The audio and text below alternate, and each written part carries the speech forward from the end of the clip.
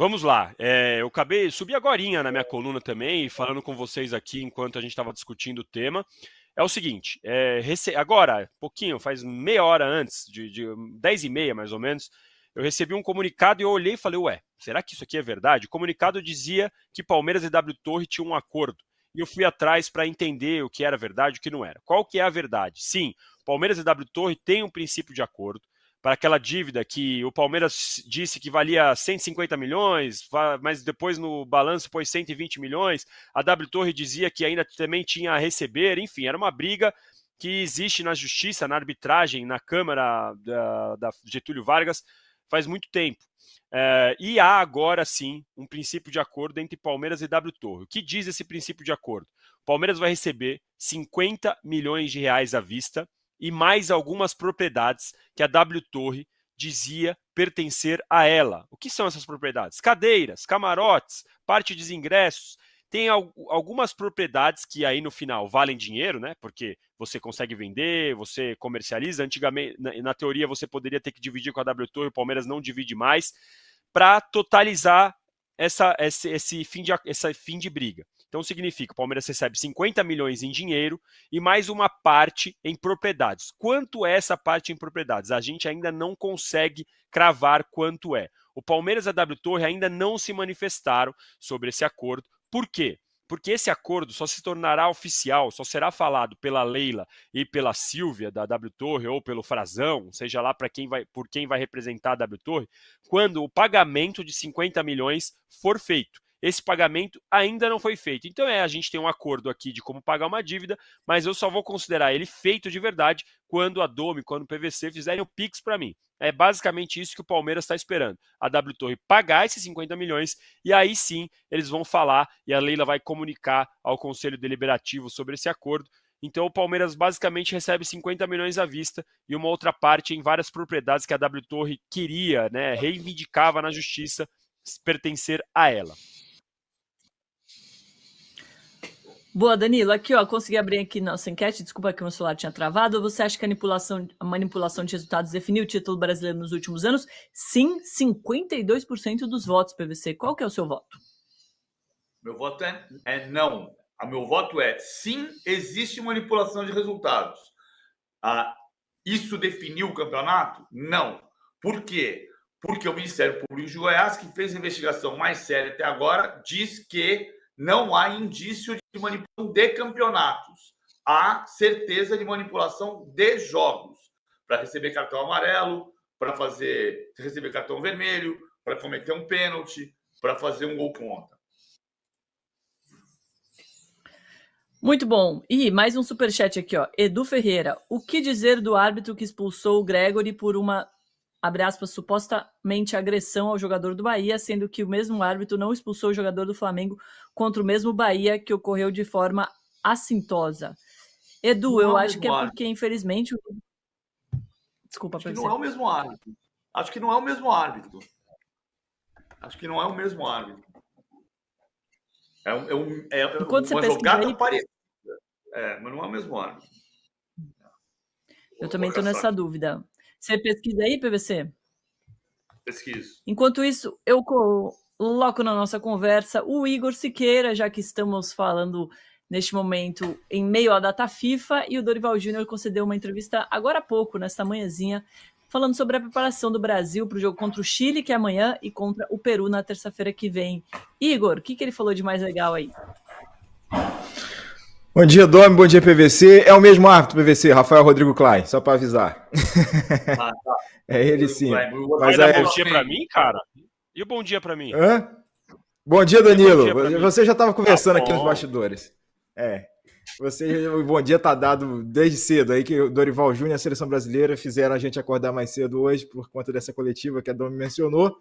Coletiva marcada para 8h55 da madrugada, horário de Brasília. Lucas Musetti estava lá em loco, acompanhou pelo nosso time do UOL, e eu estava dando suporte aqui da minha casa, aqui no Rio de Janeiro, mas claro, para trazer para vocês um resumo aqui da situação toda, enfim, por questões logísticas também a gente consegue fazer essa conexão de forma mais efetiva. E o Dorival, a grande notícia é a confirmação, né, do Igor Jesus como centroavante da seleção nesse jogo contra o Chile, amanhã pelas eliminatórias, um momento em que o Dorival reforça a preferência por um centroavante mais encorpado, mais presença de área, que vá pressionar mais a linha de defesa, e na visão dele, e a gente pode até discutir isso, não é o Endrick esse cara para fazer essa função. Então já não seria o Endrick na data FIFA anterior, né, que tinha pensado com o Pedro, e agora, numa nova convocação, também não é o Endrick, é o Igor Jesus, que o Dorival quer que ocupe essa função, faça esse papel de camisa 9. E além dele, do Igor Jesus, atacante do Botafogo, também a confirmação do Abner na lateral esquerda, e aí outro jogador para a alegria de John Textor, da Eagle Holding, Eagle Football aí, marcando presença na seleção brasileira. E se não fosse o Abner, seria o Alex Telles, então ia ficar basicamente tudo dentro do mesmo multiclube ali. E em relação a esse ataque, né, voltando à situação do ataque, não só uma combinação que tenha o Igor Jesus, mas fazendo com que o Rafinha atue de forma mais centralizada, espelhando o que ele faz no Barcelona, tendo o Savinho pela direita, o Rodrigo aberto pela esquerda, já que não temos o Vinícius Júnior dessa vez, e o meio-campo formado por André e Paquetá. Essa foi a confirmação e um resumo, né, das explicações dadas pelo Dorival nessa coletiva de hoje cedo, gente. Ô Igor, mas como é que tá o clima aí? Porque é um momento de pressão, né? A seleção tá em 5º lugar nas eliminatórias, não teve resultados bons, e queria saber se você sentiu o Dorival diferente, como é que tava o bastidor da seleção? Não, o que a gente percebe de posicionamento do Dorival, tanto também no Rodrigo Caetano, é que ninguém está confortável com a falta de resultados. Mas, ao mesmo tempo, eles estão pagando um preço pela tentativa incessante do Dorival de mudar o time a cada jogo. Cada situação, eles não estão conseguindo, apesar do período de Copa América, que foi mais longo para treino, para aplicação de uma ideia que ele queria, a ideia na prática não funcionou na Copa América, ele está constantemente testando uma ideia nova. Agora, um meio-campo novo, né, com uma formação nova, tira o Bruno Guimarães, coloca um Paquetá, que é um jogador com uma dinâmica diferente, e essa própria alternativa aí de ataque com esses caras todos que eu mencionei. A volta do Rafinha, que não estava na data FIFA anterior, né, porque estava suspenso em um dos jogos, ele optou por nem levar. Então, o Dorival, ele admite isso, né, e cita isso como argumento, né, porque a gente está alterando, o Rodrigo Caetano falou ontem sobre isso também, sobre essa situação toda. Ele entende que situações extremas, né, ou difíceis vão demandar essa necessidade de umas mudanças mais abruptas e mais frequentes até que o time se encaixe. Né? A dúvida que fica é se ele mudar tanto ajuda ou atrapalha esse encaixe do time para, de fato, que a seleção seja mais consistente sob o comando dele. Então a gente está nessa expectativa.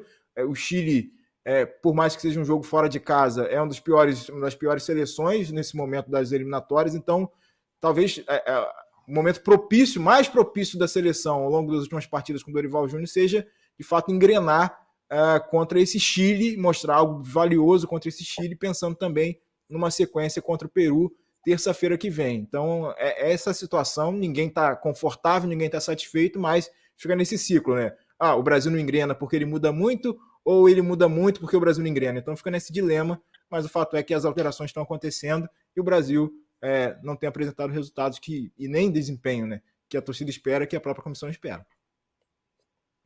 Boa, a gente já vai ver amanhã como é que essas mudanças... Eu vou voltar aqui, estou incomodado com essa história do Rafael Klein, mas eu vou voltar ali daqui a pouco. Primeiro, essa questão é importante. Muda muito também porque tem muito corte. Né?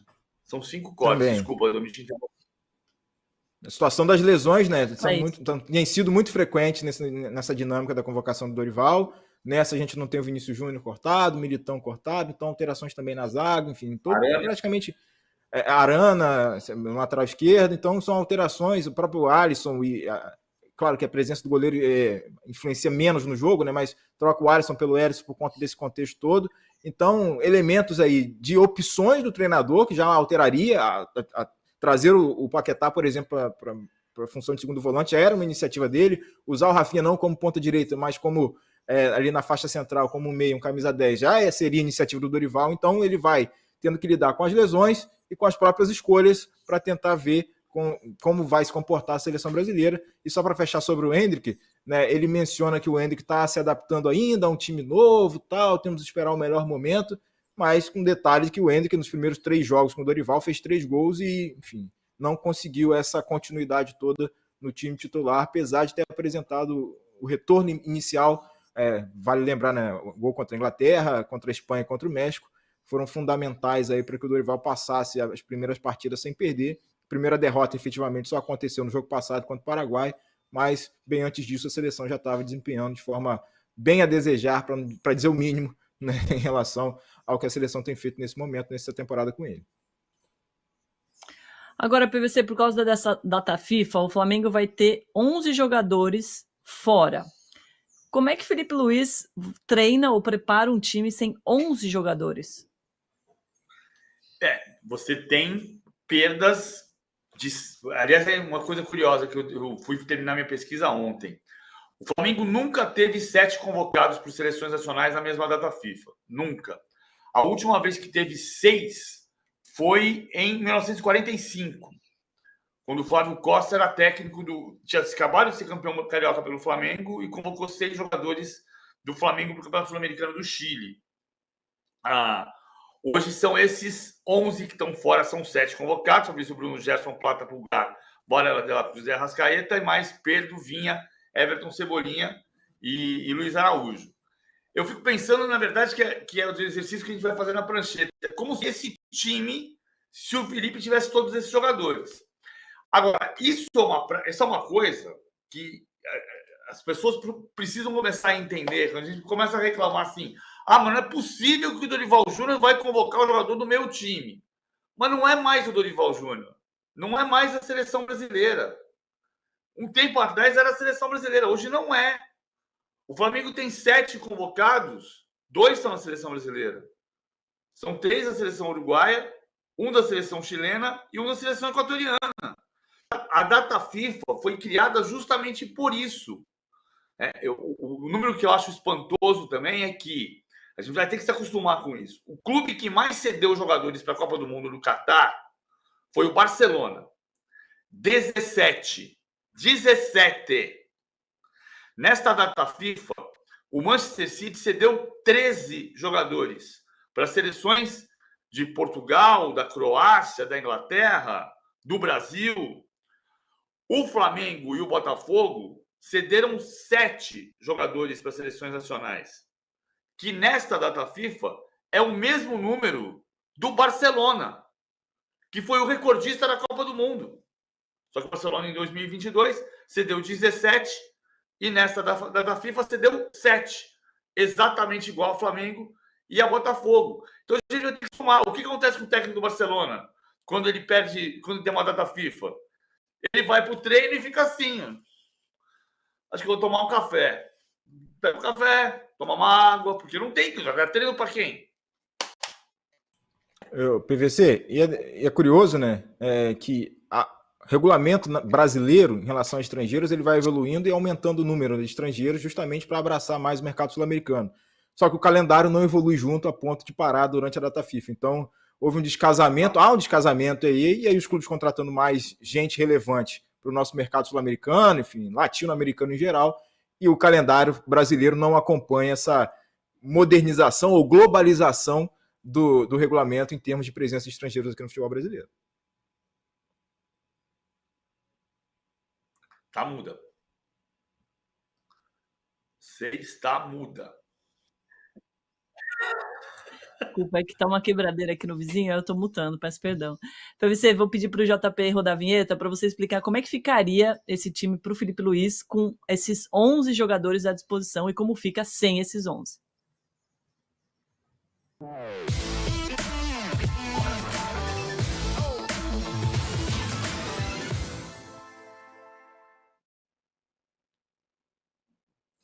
Primeiro vou mostrar aqui os 11, né? 4 são lesionados, né? O Pedro, o Everton Cebolinha, o Luiz Araújo. Qual é o 4 lesionado mesmo? Fugiu. São Vinha. 4 machucados. O Vinha, que está aqui. Então você tem pontos positivos e negativos para o estilo do Felipe Luiz. Por exemplo, o Gabigol, o Arrascaeta pressionam mais do que o Pedro. E a grande característica do Felipe Luiz, ainda que a gente tenha aqui, eu estou desenhando um 4-2-3-1, que é como eu vi o Flamengo jogar nos 2 primeiros jogos do Felipe Luiz, Mas a grande característica do Felipe Luiz não é o desenho tático, é a pressão. É subir, pressionar a saída de jogo. Então, faz muita falta um jogador como o Pulgar, porque o Pulgar sabe subir a hora certa para pressionar. O detalhe da pressão não é subir o teu time, é subir na hora de dar o bote no lugar certo e na hora certa. E isso é que requer treinamento. O Everton Cebolinha pressiona. O Plata pressiona.